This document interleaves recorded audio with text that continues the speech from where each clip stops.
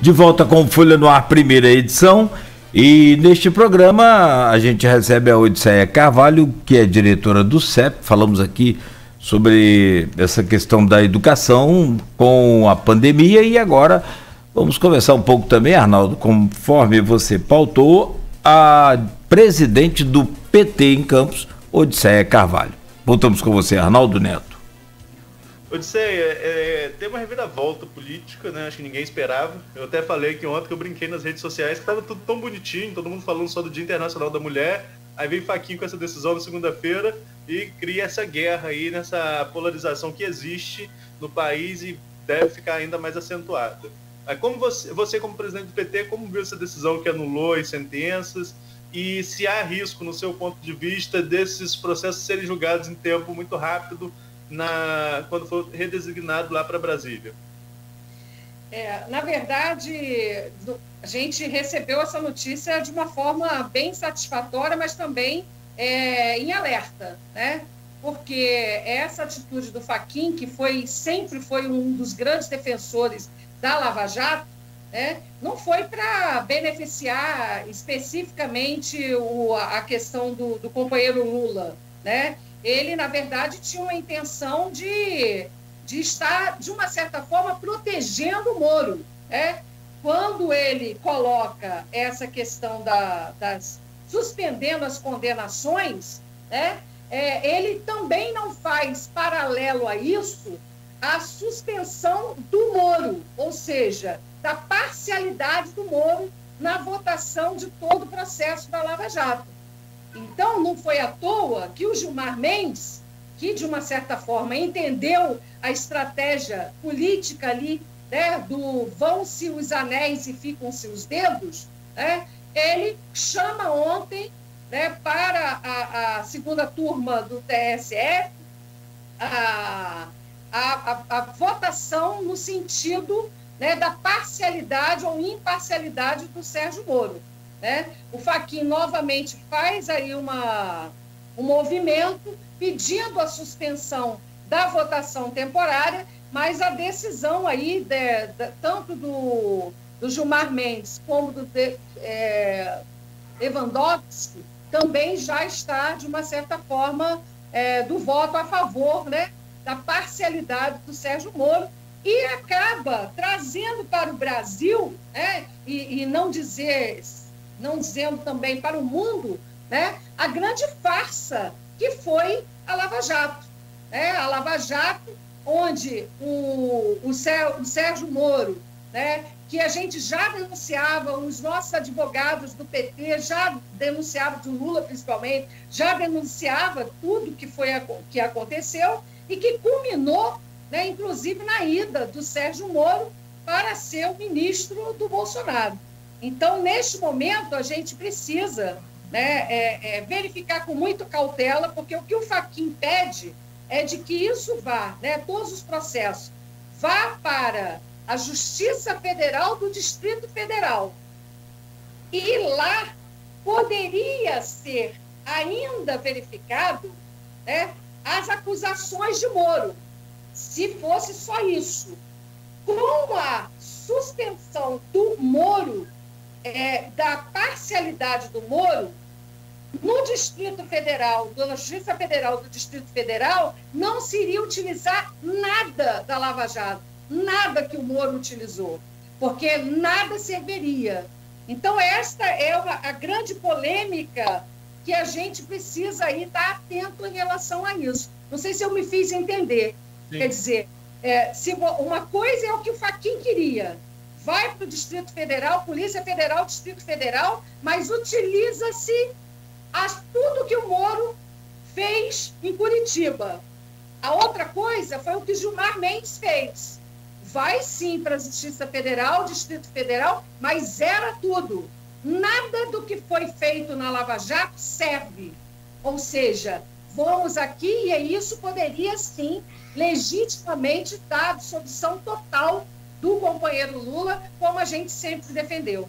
Quer dizer, essa questão do apartamento, né, do triplex, a questão do sítio, do Guarujá, quer dizer, tudo isso a gente já falava, já apontava que não poderia ser jamais discutido em Curitiba. Mas havia, né, todo um conluio aí, né, não só dos procuradores, o Dallagnol, né, o Lula sempre em todas as entrevistas que ele dava, né, ele depois que ele foi preso, inclusive, apesar dele falar que ele não tinha mágoa, mas ele sempre bateu nesse ponto, que uma questão de honra para ele era desconstruir o que o Moro e o Dallagnol fizeram em relação à vida política, né?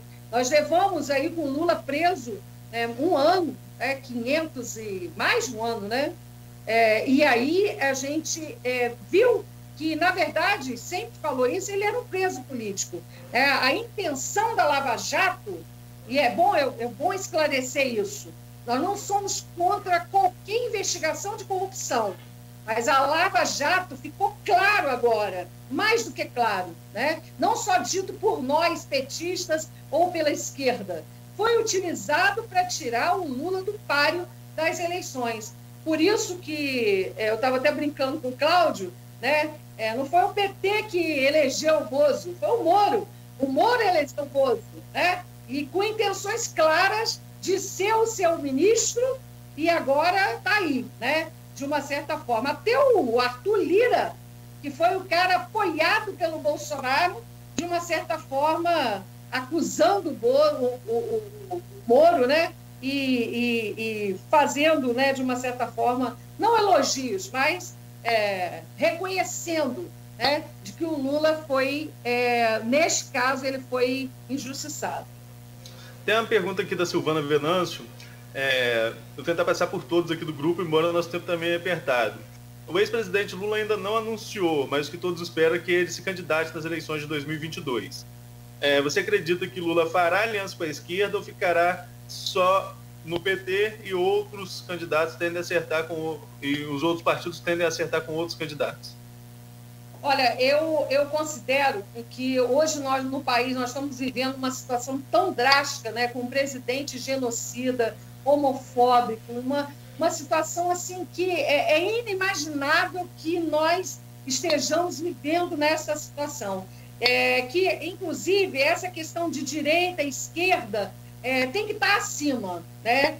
Ontem eu li uma carta assinada não só por petistas, como partidos de esquerda. O Ciro Gomes assina essa carta, Flávio Dino, petistas, de uma forma geral, o Rodrigo Maia assina essa carta, né? Então, quer dizer, e vários outros, Aécio Neves assinou essa carta em apoio ao presidente Lula. Então, eu acho que fica claro para a gente que a defesa de Lula em favor de Lula, ou quem defendia Lula e defende Lula contra a ofensiva do Moro, né, não estava necessariamente, não está agora, nesse momento, inclusive essa carta é um sinal disso, defendendo um legado político, ou concordando com todas as políticas que o PT fez ao longo desses governos, mas estão defendendo a democracia no nosso país.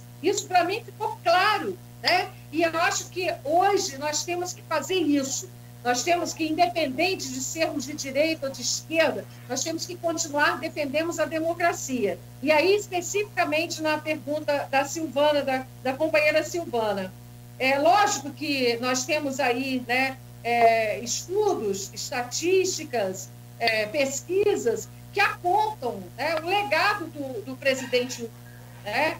Existe um legado, existe um índice de rejeição, é verdade, existe ainda um antipetismo. No município de Campos nós vimos isso de forma clara, né?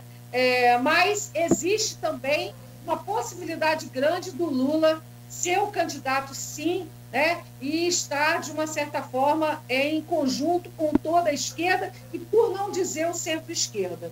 Então, eu acho que vai ter que ser muito diálogo, isso vai ter que ser construído, né? Nós lançamos aí, né, essa reviravolta vai ser uma reviravolta importante, mas nós temos que tentar construir dentro do centro-esquerda uma política voltada realmente para a gente mudar essa realidade que nós estamos vivendo hoje no nosso país. E ele tem a pretensão de ser candidato, sim. Você acaba respondendo também aqui a pergunta do grande jornalista Celso Cordeiro Filho. Um abraço para o seu Celso. Ele coloca aqui: professor Odisseia Carvalho. Nada, eu trato assim desde que eu conheci na redação.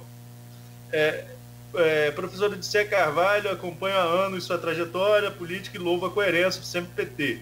Você acha que Lula deve ser candidato ano que vem ou trabalhar as forças de esquerda em torno de um projeto de unidade? Acho que a pergunta do seu Celso é pertinente, porque são duas vertentes também que são importantes, porque Bolsonaro foi eleito em 2018 e no cargo hoje, qualquer pesquisa aponta, ele é o favorito na corrida, ao menos em primeiro turno. Então, qual seria o caminho?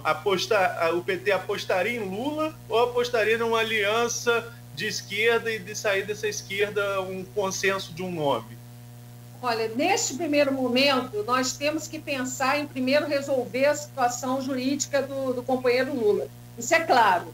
E, paralelo a isso, nós temos que construir uma saída pela esquerda, que poderá, sim, inclusive, o nome do companheiro Lula. Então, é isso. A gente não tem como estabelecer e afirmar que vai ser o companheiro Lula. A gente precisa construir essa saída pela esquerda, não tenho dúvidas em relação a isso. Então, é necessário a gente fazer todas as avaliações.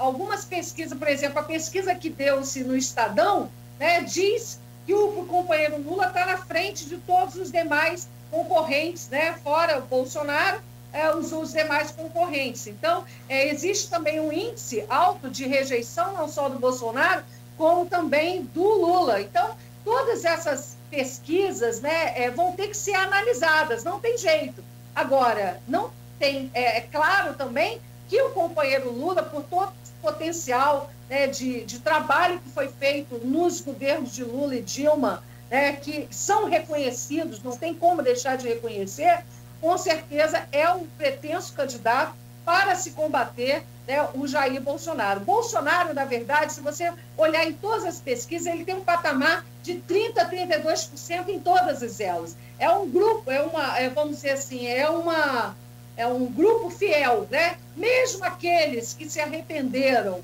de ter votado no Bolsonaro, né, que são representantes, né, que entendem que ele, se vier de novo, poderão votar nele novamente. Então, porque não entenderam ainda numa perspectiva de ter outro que possa substituir o Bolsonaro. A direita do Brasil e a extrema-direita pensa aí, né, no Dória, estão pensando aí no Luciano Huck. Quer dizer, tem muita coisa ainda que vai surgir.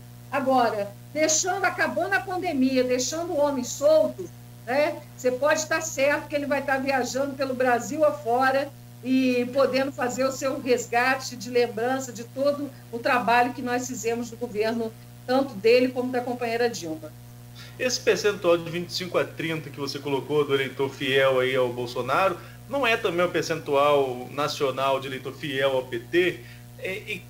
Então, se a gente tem de um lado 25 a 30 para um lado, 25 a 30 para o outro, dos nomes que se colocam hoje como principais candidatos a partir da condição de elegibilidade do Lula, pelo menos no momento.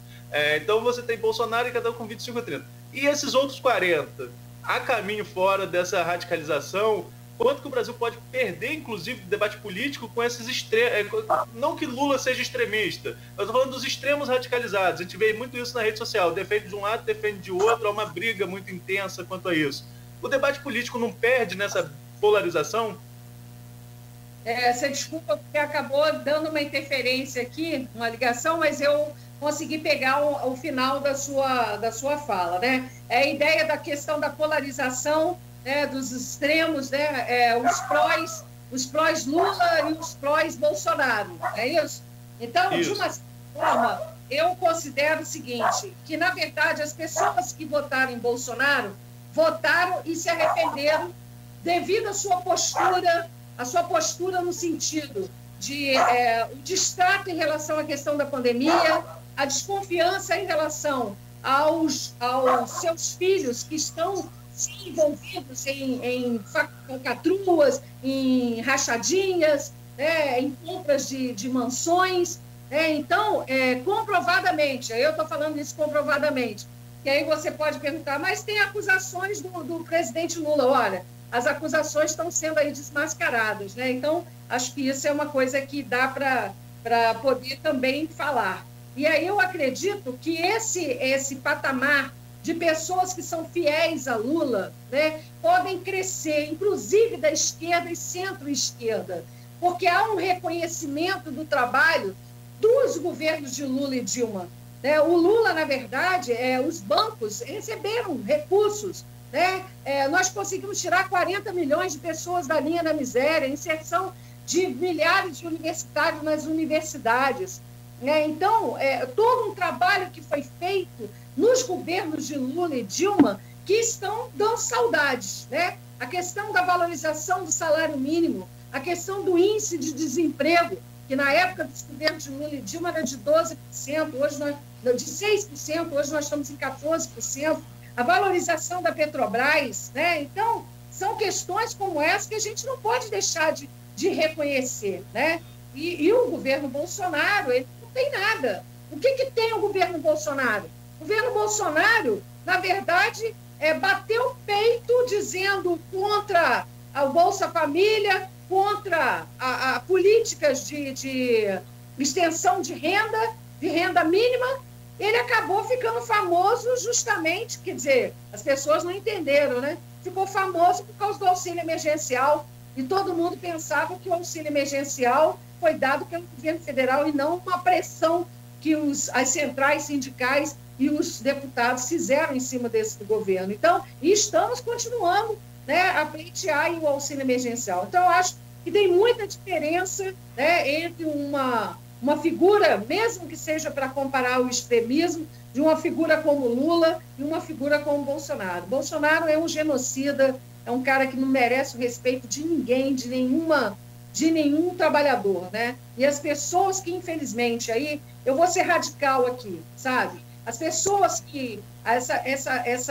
esse grupo de pessoas que defendem ainda Bolsonaro de uma forma de fígado, né, vamos dizer assim, são porque são parecidos com eles, porque têm a mesma posição que ele, pensa como ele, são genocidas, são racistas, né,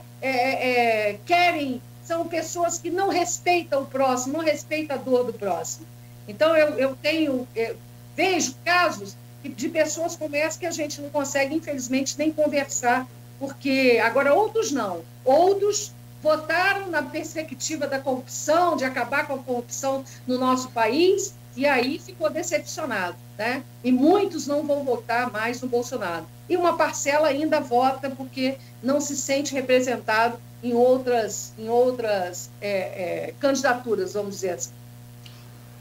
Tem aqui também, eu vou juntar duas perguntas, vou ler aqui os enunciados, e ela acaba sendo, no fundo, correlatas, porque falam também da condução do partido no município. O Gilberto está aí nos comentários do stream também participando, ele que é do PT, ele coloca o seguinte, ele é da direção de comunicação do PT, né? É blogueiro aqui da Folha também. Ele coloca o seguinte: nesta segunda-feira, uma análise de dados da internet identificou mais de 900 mil menções ao presidente Lula no Twitter em menos de 4 horas. Cerca de 70% comemorava a decisão e revelaram um importante fato. A maioria era de jovens, muitos que viveram pouco ou nada da transição entre os governos FHC e Lula, portanto, se tratando de um agrupamento especialmente novo e plural. Este fator aponta para o alinhamento dos jovens às pautas progressistas e ainda uma continuidade ou surgimento da simpatia a Lula e governo petistas, é a análise do Gilberto. Sabendo que a rejeição do Bolsonaro é maior nesta parcela dos jovens, como você enxerga a importância da juventude nos próximos processos de decisão a nível nacional e estadual em 2022 e local em 2024? Essa é a pergunta do Gilberto. E aqui eu vou complementar com o Teseu Bezerra do Sindipetro, parabeniza você pela luta em defesa da vida nessa liderança dos professores, e coloca quais os próximos passos do partido em Campos, já que na última eleição mesmo o partido tendo José Maria sendo o oitavo mais votado, quase 3 mil votos, não conseguiu nenhuma cadeira no pleito municipal devido à nominata. Eu considero, primeiro, dar um abraço aí para o Gilberto, nosso companheiro de partido, um jovem brilhante, e o nosso companheiro, presidente do Sindipetro, no Teseu. Primeiro, é importante deixar claro de que o Lula, apesar da gente, neste momento, né, a maioria dos jovens não terem vivido a época do FHC, né, e do Fernando Henrique Cardoso, e comparar, e poder comparar com o governo Lula, a nossa juventude, ela conseguiu viver as políticas públicas implementadas pelo governo do Lula e da Dilma. Hoje, por exemplo, a reconstrução, e aí respondendo um pouco sobre a reconstrução do PT de Campos, a reconstrução do Partido dos Trabalhadores no município de Campos se dá na renovação da juventude que vem para o Partido dos Trabalhadores, porque são frutos dessas políticas, são frutos do Reúne, são frutos do ProUni, são frutos do primeiro emprego, ou seja, são jovens que viveram, né, que nunca tinham a perspectiva de entrar numa universidade e que, através do nosso governo, tiveram essa oportunidade. Então, acho que esses jovens que puderam viver as políticas do governo Lula e Dilma, e que hoje, inclusive, estão vivendo as políticas do governo do Bolsonaro, estão conseguindo diferenciar. Então, não é à toa que essa garotada, né, a juventude, está com afinco, entrando com força, e também dentro do Partido dos Trabalhadores, não só aqui em Campos, como a nível nacional, né, um número alto de jovens, né, dentro dessas políticas, inclusive com renovação. Isso é importante, né? O nosso presidente estadual do Partido dos Trabalhadores, que é o Joãozinho, ele não tem nem 30 anos. Então, unificar, né, a sabedoria, né, dos históricos do partido com a juventude e a renovação, que aí entra, né, e a gente está conseguindo fazer um excelente trabalho. No município de Campos, nós estamos ainda no processo de reorganização. Nós tivemos, dentro do partido, vereador que na verdade, foi eleito pelo partido, mas, infelizmente, acabou saindo, né? Não era ideologicamente do Partido dos Trabalhadores, que foi o Marcão, e com ele acabou o partido se desestruturando, né? Porque levamos um tempo ainda para tentar se recompor. Na penúltima eleição, nós tivemos 6 pré-candidatos a vereadores, inclusive eu fui candidata, e nós tivemos lá cerca de 3.500 votos. Nesta eleição, pode não ser um aumento significativo, mas com a candidatura majoritária, nós aumentamos para 4.200 votos e mais os votos, né, dos nossos vereadores e vereadoras. E Zé Maria, que é um companheiro assim, brilhante, né? Apesar de ser o o 8º mais votado no município de Campos, acabou não conseguindo, né, ter a cadeira, porque a nossa nominata não estava uma nominata completa, né? Isso foi um problema sério que nós enfrentamos. Vários que estavam pretendentes, querendo se candidatar, quando a gente chegava na ficha lá do TSE, não constavam, né, como filiados. Então, de uma certa forma, essa desorganização também acabou afetando algo que a gente vai conseguir assumir, né, a presidência do partido, e nós vamos corrigir todos esses problemas para que a gente possa realmente, em tempo hábil, ter candidaturas aí a deputado federal, a deputado estadual, que são as próximas candidaturas, que realmente faça crescer o PT no município de Campos. É verdade que ainda temos o antipetismo no município de Campos, não é à toa que o município de Campos 60% apoiou o Bolsonaro. Nós tivemos aí candidaturas da esquerda, da direita, né, que tiveram uma votação. Infelizmente, aí a gente não pode deixar de citar isso, nós não temos nenhuma mulher na Câmara de Vereadores. Já tivemos a Câmara de Vereadores aí com 4 mulheres, né? Eu, inclusive, uma delas. Então, é lamentável que essa Câmara que aí está seja uma Câmara e os partidos políticos, né, que não investiram realmente em candidaturas de mulheres viáveis para que pudesse estar ocupando a Câmara. Uma coisa também que eu não posso deixar de falar, né, que aí falando de Zé Maria e de Teseu, né, a gente sabe que a mídia, né, de uma certa forma, acabou desconstruindo a imagem, né, ajudando a desconstruir a imagem dos governos de Lula e Dilma, né? E aí a própria Lava Jato bateu em cima da questão da Petrobras, né, que é uma coisa muito séria, no meu entender. A Petrobras, na verdade, existiam pessoas na Petrobras, ou seja, a gente chama isso de CPFs, que precisavam ser investigados e punidos.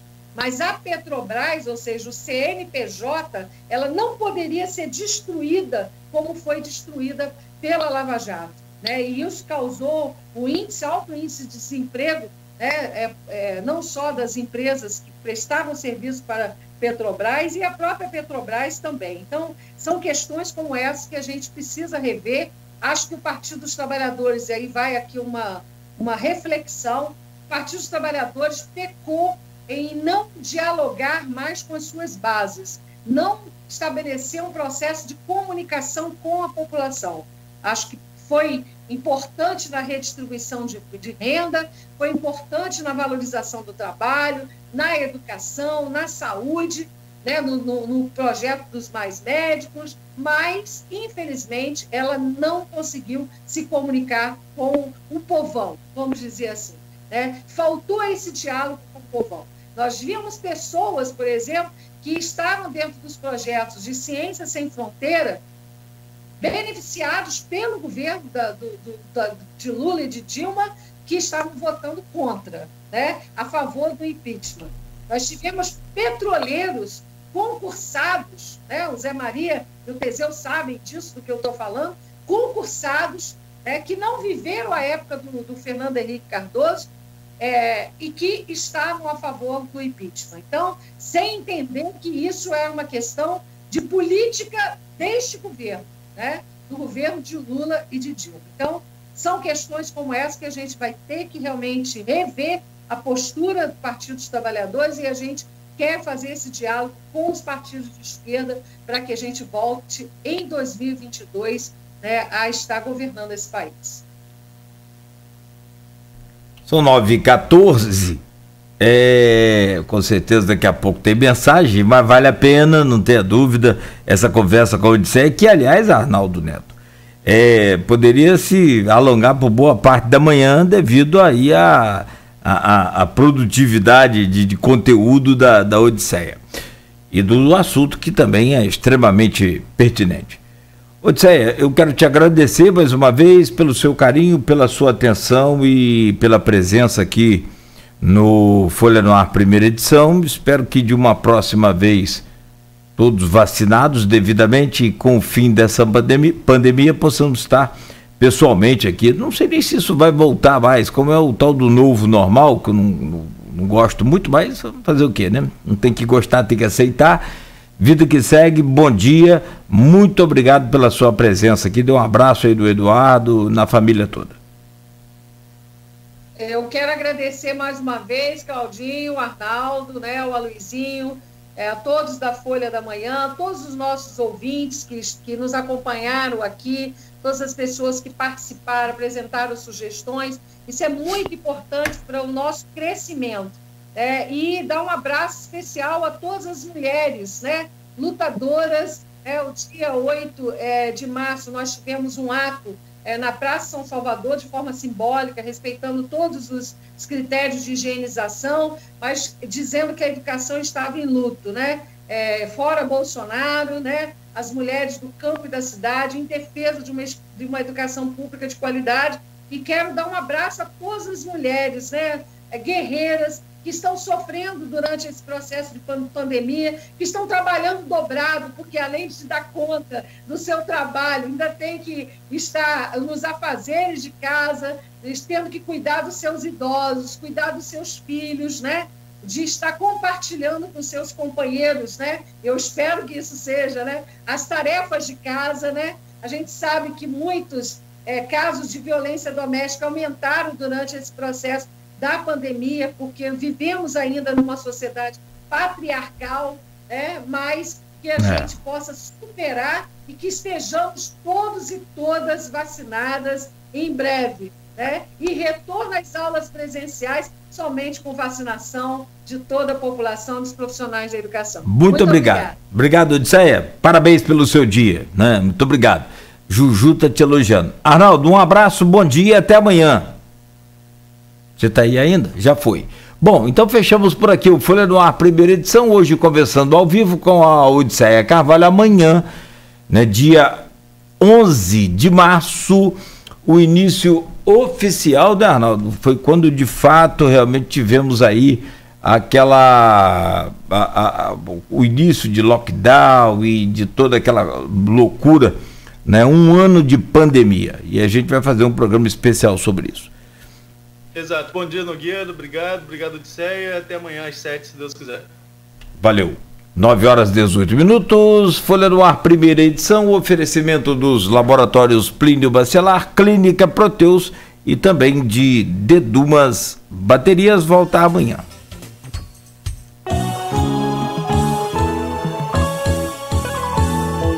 Folha FM 98,3. Tá na hora de economizar energia com a Eletricampus.